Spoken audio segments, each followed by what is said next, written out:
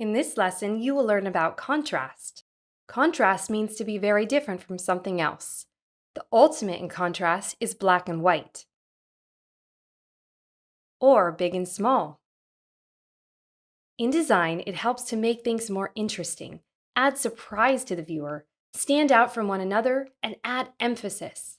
It can direct the viewer of a design where to look and helps to indicate hierarchy in a design. Contrast can be best understood by looking at something from a distance.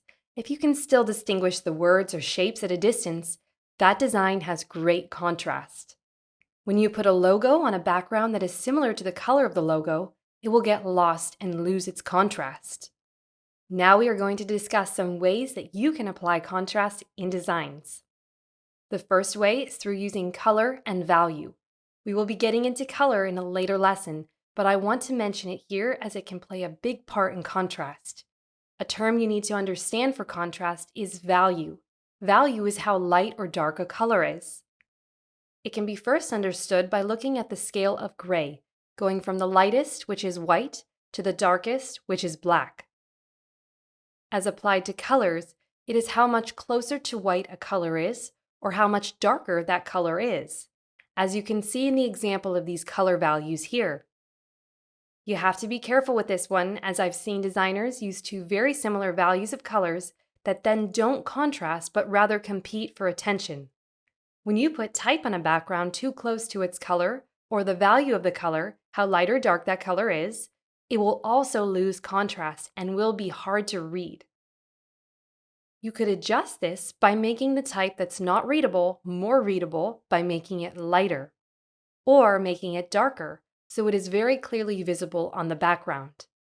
Remember, your goal as a designer is to draw the reader in and make the design more interesting and attractive, and for that you must have good contrast. An example of contrast using color is this design, where the designer uses white, red, and black to create simple shapes in this high contrast illustration, and the series of similar ones creating a very bold and strong look. These are very visible at any distance, big or small, due to the well-crafted contrast. The next way to show contrast is using size. This means when you have something that is very big as opposed to something that is very little. It helps you to see what you should focus on first through hierarchy. It adds contrast to each other and adds more interest to the design. In this case, the big circle would get the attention of the viewer first, and then the little circle second. Here's a poster that uses contrast in size by having the big words that help balance the smaller type and picture below it. It also uses a darker value of blue to contrast against the light background.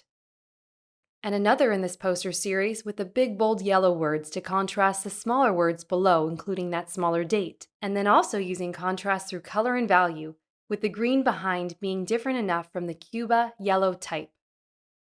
The next way to show contrast is through shapes.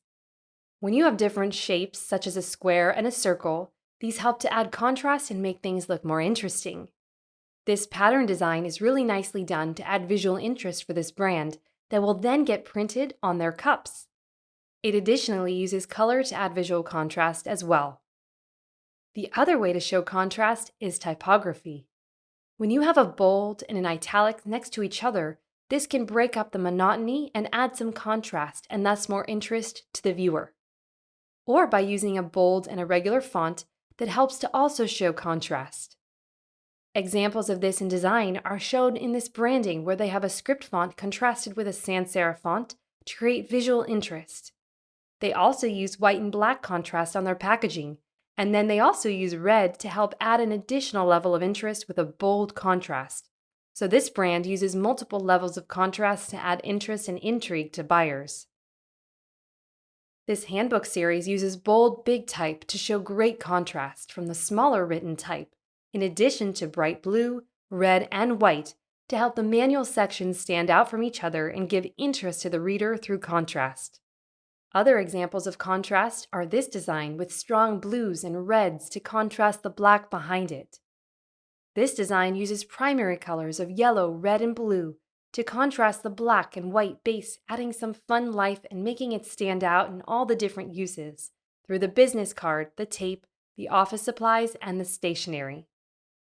This logo design uses a big bold typeface with a much smaller tagline underneath that very nicely contrasts each other, having a nice aesthetic. Plus, the orange bright color contrasting the teal color very well helps it stand out and have a sophisticated feel to this design. This next brand design has really nice contrasting colors, with the bright yellow with the dark gray playing against each other, and then the white and dark gray as well, making sure the logo is always very readable. This next design uses black and white to contrast each other with an added accent color of blue. Here is a burger social post design, which is poor contrast in the different elements all being similar sizes and too many colors being the same. I will be using InDesign to take the bad example and make it good. The whole purpose here is so that you can see this transformation.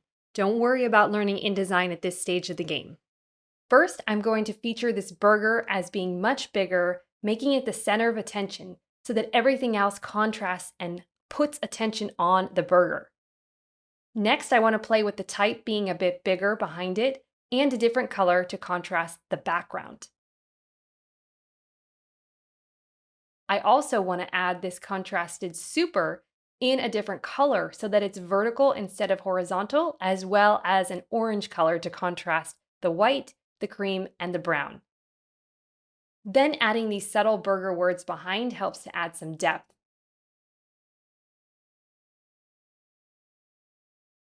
And here we have the finished social design. Your next steps are to find 20 examples of designs using contrast. Then you'll be doing sketches of contrast in your sketchbook.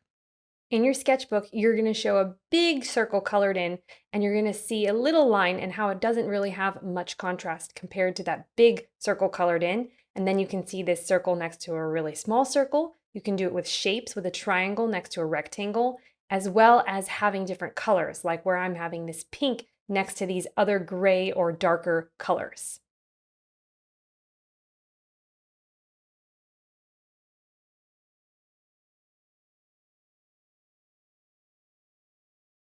After you've done the sketches that I showed, do more of your own sketches of contrast until you feel very familiar with this fundamental. Then go on to the next lesson about grids. I'll see you there.